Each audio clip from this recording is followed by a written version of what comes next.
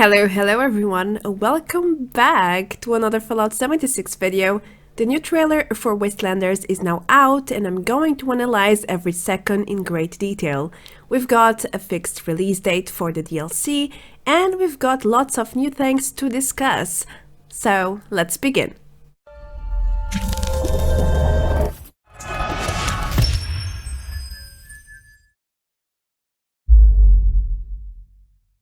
At long last, we finally got some more solid updates on the Wastelanders release.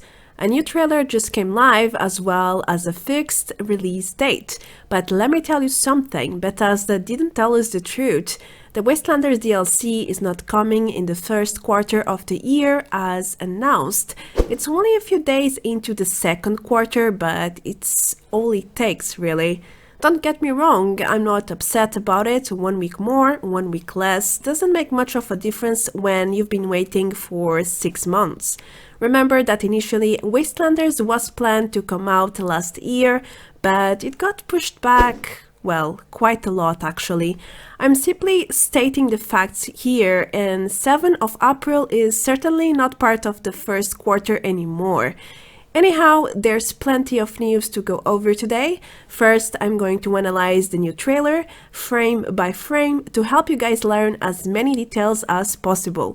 Then, I will present you everything new in the latest article, including the Steam release update, the upcoming faction bundles, and the new Twitch Prime Winter Bundle. Without any further delays, let's move on to what really matters.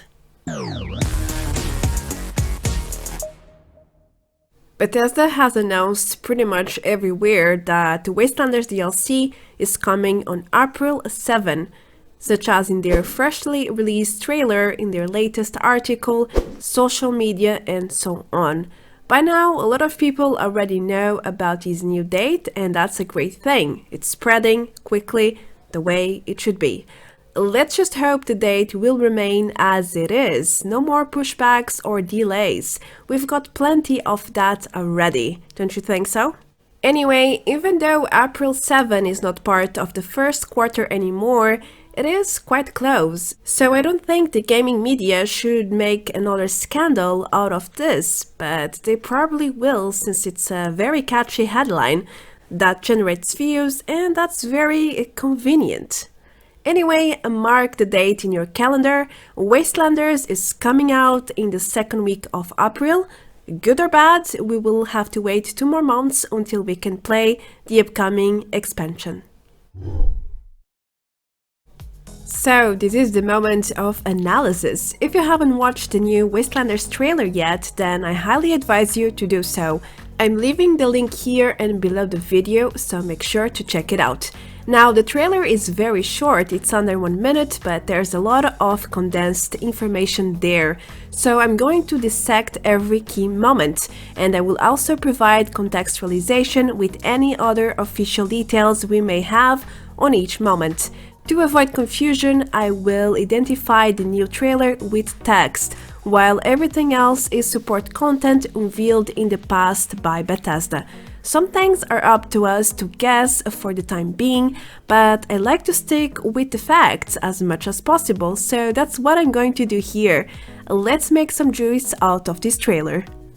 Alright, we start with an iconic scene, which is the exact moment in a screenshot shared by Bethesda months ago. It's a player surrounded by 2 NPCs in the Watauga Civic Center. This will most likely be part of a faction quest. Then we have an evolving world. The crashed space station in the Toxic Valley becomes the crater, the Raiders' main base. We have lots of footage on this one from the previous trailer and other screenshots released over time. This is going to be a massive and important location in Wastelanders. Next we have the transformation of Spruce Knob in the very south. That will become home to the settlers. We will have the foundation above and under the surface. This will also be a massive location with a key role in the expansion, it seems like. Now, a third faction is also shown, lots of members from the cult of the Mothman. They pray and praise their effigies. Nothing detailed is shown though. I'm assuming we will see plenty of new locations related to them, but there's not much else to say here. I mean, I could make lots of assumptions, but I'd rather not. All we know about this faction so far is about a church in the far west at the Kanawha Cemetery. This new NPC appears to be a constructor or engineer. Could this be Paige, the settlers' leader announced by Bethesda a few weeks ago? Most likely. Now we have some new weapons, a no-automatic old-school rifle and a new type of armor or outfit with a mask. It looks totally Raider style. Next we have a really huge weapon, a laser-heavy weapon that could be a lot of things. It looks a lot like one of the weapons announced at QuakeCon last year. I think it's a plasma caster with mods. I mean this one in the bottom, the second one. It seems to fire quite slowly, so I don't think it's an automatic laser. But as I said, it could be using a mod, so maybe it's that. We finally had a chance to see the upcoming new floater enemies. One blue with shock or electricity around it, and a green-yellow one with fire. Are these elemental enemies? It surely looks like it. Another new weapon is this mini saw for the unarmed category. It looks deadly and fierce to dismember these new floater enemies. The Duchess and Mort at Wayward also made it to the trailer. This topic has been highly explored already. We know plenty, new location, new characters, new questline. What will be the story? We don't know yet. Will there be companions here? Maybe, we also don't know. Now the Raiders leader is also here. Meg appears at the top of the world. We hardly know anything about her role, but it surely is promising. Finally, we have more footage of the upcoming Wendigo Colossus, previously unveiled at the first Wastelanders trailer. This Wendigo is being killed by a bow, but not the normal one we saw in the first trailer. This bow has more strings and a different center shape. This is most likely a compound bow, at least in my perspective. Is this another weapon type, or maybe it's just a mod for the normal plan? What do you guys think?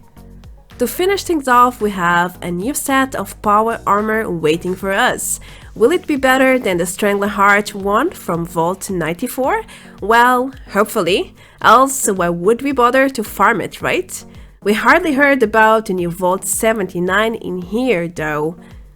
Then the trailer ends up with a release date and the confirmation that the DLC will be free, as we already knew. Finally, Fallout 76 is getting a Steam entry. It was announced since the very release date. It took them long enough, but it is happening now. On the same day that Wastelanders is getting released, April 7, the entire game will also be available on Steam. Bethesda stated that 2 versions of the game will be on the Steam page for Fallout 76, the standard version and the deluxe version with the Wastelanders DLC, of course. You will also be able to buy items and the Fallout First membership there if you choose to.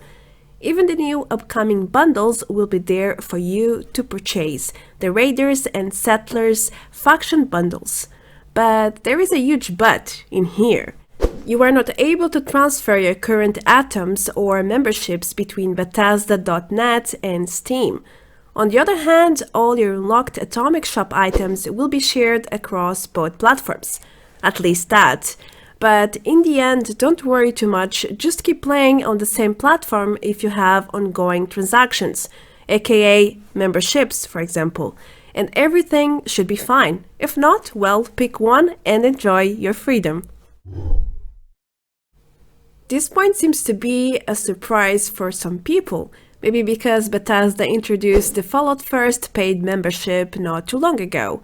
There was this passive fear that Bethesda would charge even more in the future, but they have said multiple times that the Wastelanders DLC would be free for everyone, again and again, and even now they publish this information everywhere to ensure people that they don't have to pay anything to play this expansion.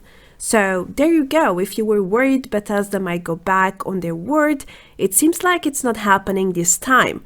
The DLC will come for everyone without a cost, unless, of course, you want to buy skins and other Atomic Shop items. Then you need to collect or buy items to do so.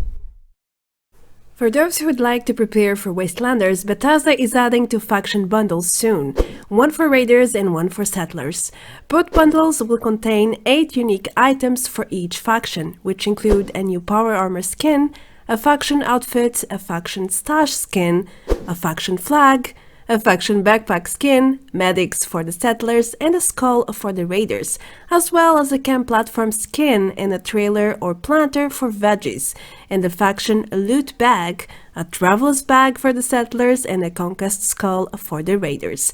Bethesda hasn't revealed when these 2 bundles will be live. For now, it doesn't seem to be possible to purchase them yet. So we will have to wait a little longer to roleplay more seriously and look like a member of our favorite faction.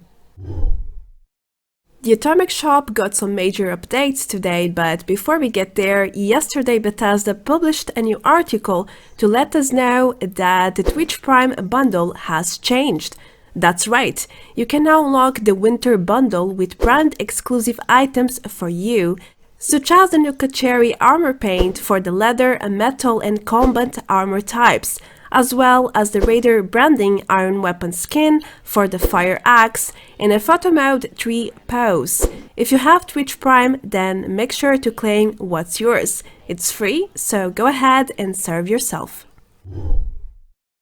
What else is different in the Atomic Shop right now? A lot of things actually. As I predicted in the previous videos, the Valentines items have just been released. Well, most of them at least. It's time to get all the pink and cute items while they're live. We've got the pink mega slot carpet, new letter signs, heart balloons, and lots more as you can see in the preview here.